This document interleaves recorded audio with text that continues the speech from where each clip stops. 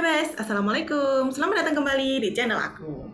Seperti janjiku, hari ini aku akan meneruskan cerita tentang pesona sundel bolong. Jadi, di malam itu, malam di mana Dika tidak pulang-pulang, Wawan sungguh gelisah. Dia mondar-mandir di ruang tamunya menunggu kedatangannya si Dika sambil bolak-balik melihat jam di dinding ruang tamunya. Sekitar pukul 1 malam, terdengar suara ketokan pintu yang sangat keras. Dan ketokannya itu tidak santai, Bes. Sangat keras sekali. Membuat jantung Wawan semakin berdegup-degup.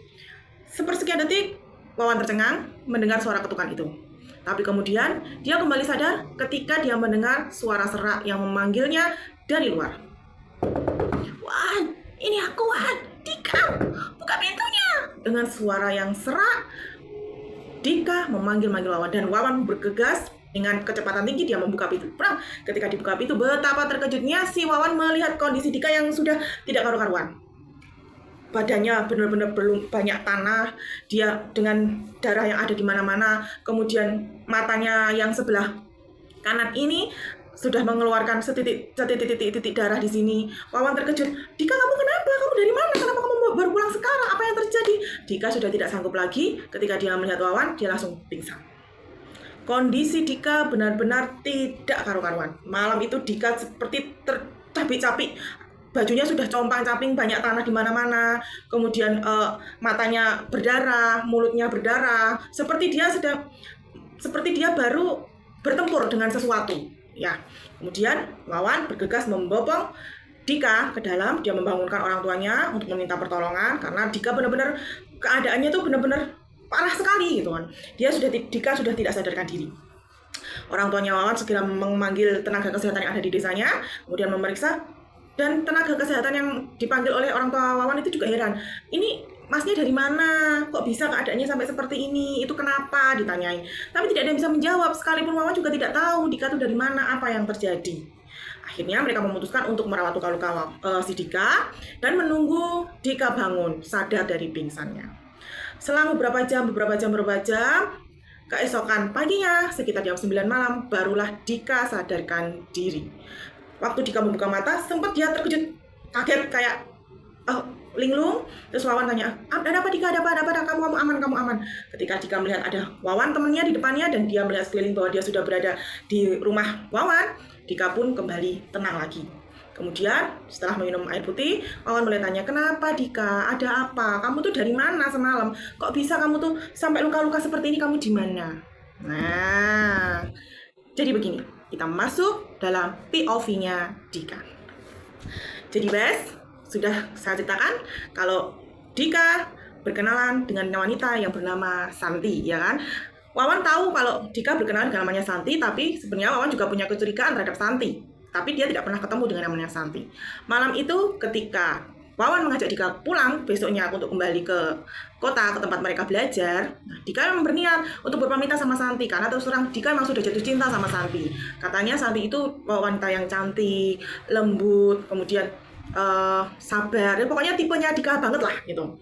Malam itu Dika mendatangi rumah Santi, dia berpamitan, dia bilang, "Santi, aku besok mau kembali nih, tapi bulan depan kalau Wawan pulang lagi aku ikut, jadi kita bisa bertemu lagi. Nanti aku minta nomor telepon kamu ya." Kalau di tahun 98 itu kan teleponnya masih telepon Nokia SMS kayak gitu, seperti itu.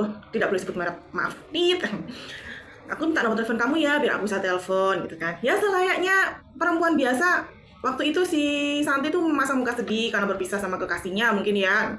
Tetapi semakin malam setelah mereka berbincang-bincang begitu larut, di sini terjadilah sesuatu yang sebenarnya tidak boleh. Ya, ketika dua sejoli berduaan, yang nomor 3 adalah setan. Itu benar, memang setan yang datang. Datangnya gimana? Jadi ketika mereka terbawa suasana, Dika terbawa suasana, terbawa dengan kecantikannya Santi, dengan suasana yang sepi di rumahnya Santi, mereka melakukan hubungan yang tidak seharusnya mereka lakukan. Paham lah ya Bes ya, hubungan apa. Di tengah-tengah mereka melakukan kegiatan yang tidak harus mereka lakukan itu, tiba-tiba sekelebat Dika itu kayak melihat wajah Santi itu jadi berubahnya jadi kayak menyeramkan, matanya merah, terus rambutnya acak-acakan, wajahnya dia awalnya putih mulus itu jadi banyak keriputan. Dika sempat kaget, dia sempat kaget loh. Dia sempat berhenti sebentar, tapi ketika berhenti kok wajahnya sudah kembali lagi wajah Santi, ya kan? Dia teruskan lagi. Tapi muncul lagi seperti itu, karena beberapa kali seperti itu akhirnya Dika benar-benar berhenti.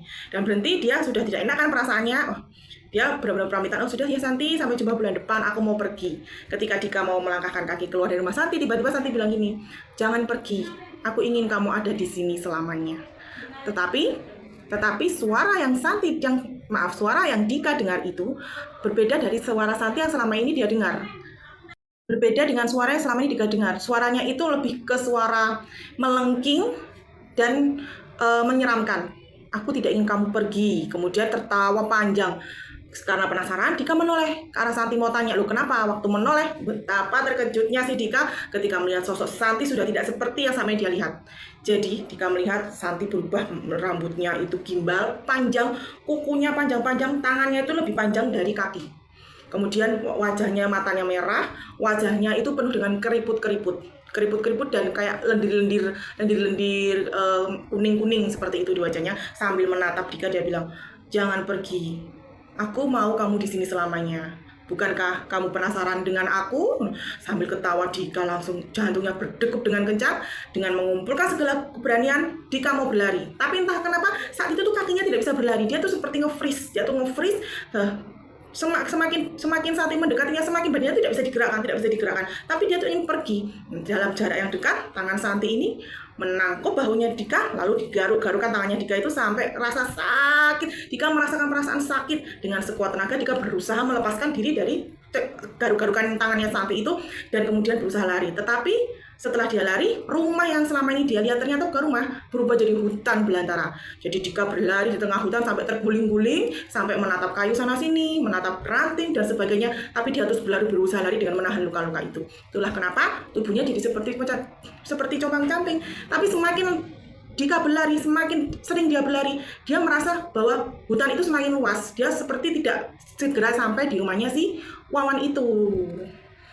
Sekuat tenaga Dika berlari. Seingatnya jarak antara rumah Santi yang sering dia kunjungi dengan rumahnya Wawan itu tidak jauh. Tetapi entah kenapa malam itu sekuat tenaga dia berlari tapi tidak sampai-sampai. Dia tetap berada di tengah hutan yang dia juga tidak tahu mana kanan mana kiri karena keadaan itu begitu gelap. Tetapi karena rasa ketakutannya dia terus berlari sampai akhirnya dia jatuh karena kesandung sama ranting dan karena sudah lelah dia jatuh itu terengkulak langsung lemas gini. Nah, dalam keadaan lemas, Dika melihat suara yang mendekati dia. Srek. Dika berusaha mendongakkan kepalanya melihat siapa yang mendekatinya. Ternyata makhluk yang dia lihat itu datang mendekati dia sambil menyeringai. Mau kemana, Mas? Di sini saja sama aku. Sekujur tubuh Dika langsung kaku. Tapi kemudian Dika karena dia sudah tidak mau lagi berada dalam situasi menegangkan yang menakutkan itu, sekuat tenaga dia membaca doa-doanya, ya Allah tolong aku, ya Allah ampuni aku, ya Allah tolong aku, ya Allah ampuni aku, ya Allah. Dia terus melafalkan ya Allah. Akhirnya badan yang kaku tuh bisa digerakkan lagi. Dan sebelum makhluk itu si Santi itu datang untuk meraihnya, Dika sudah bisa kembali berdiri dan berlari lagi. Di dalam hati Dika bicara, ya Allah selamatkanlah aku, ya Allah selamatkan, sampai dia terus berlari, ya Allah selamatkan. Dia tidak peduli ranting-ranting itu mengenai badannya, membuat badannya compang-camping. Dia tidak peduli. Yang dia tahu Dika malam itu, aku harus segera keluar dari tempat ini dan menuju rumahnya Wawan. Dan alhamdulillahnya ketika Dika terus berlari, ya Allah selamatkan aku, ya Allah selamatkanlah aku, dia melihat sebuah cahaya di ujung jalan, dan dia mengikuti cahaya itu. Ternyata itu adalah jalan keluar dari hutan itu. Segera si Dika langsung berlari sekuat tenaga menuju jalan itu dan mencari rumahnya Wawan. Lalu disitulah dia mengetuk untuk rumah Wawan dan bertemu dengan Wawan. Jadi begitu teman, jadi begitu ya Bes ya pengalamannya Dika. Nah, setelah kejadian itu Dika mulai mengubah pola pikirnya. Dia sudah mulai percaya, oh ternyata kita hidup di dunia ini tidak sendiri, ada makhluk-makhluk lain juga yang sebenarnya lebih dulu tinggal di situ dan sudah tidak sepantasnya lah dia merasa bisa menantang hal-hal seperti itu. Kita harus menghormati karena itu juga makhluk yang diciptakan oleh Allah dan kita memang tahu bahwa di dunia ini kita tidak hidup sendiri gitu loh. Tidak baik lah kalau terus ngeremehin sok-sokan, nggak ada, mana coba aku mau lihat. Itu lebih baik jangan ya Bes ya. Nah ini pengalamannya, ini yang menceritakan adalah Dika sendiri dengan pengalamannya sendiri yang mengerikan seperti itu. Alhamdulillahnya Dika masih bisa selamat ya. Kamu untungnya masih selamat Dika. Alhamdulillah, kamu harus bersyukur. Sejak saat itu Dika pun mulai memperbaiki ibadahnya, mulai lebih tawadu lagi, lebih bertawakal lagi, karena kejadian yang menimpanya itu benar-benar dia melihat dengan mata kepalanya sendiri bagaimana sosok-sosok itu yang selama ini tidak pernah dia percaya dan selalu dia remehkan seolah-olah siapa gitu, ternyata memang ada. Dika, alhamdulillah kamu bisa selamat Dika, aku terus senang. Terima kasih udah mengirimkan cerita ini ke aku. Dan untuk besti-bestiku, teman-temanku semuanya, gimana ceritanya menurut kalian? Bisa kirimkan komentar kalian ya di kolom komentar.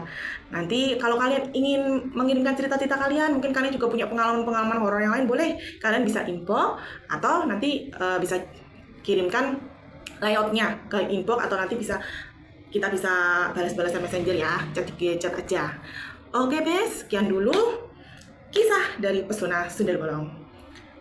Wassalamualaikum warahmatullahi wabarakatuh. Sampai jumpa di cerita-cerita horor berikutnya.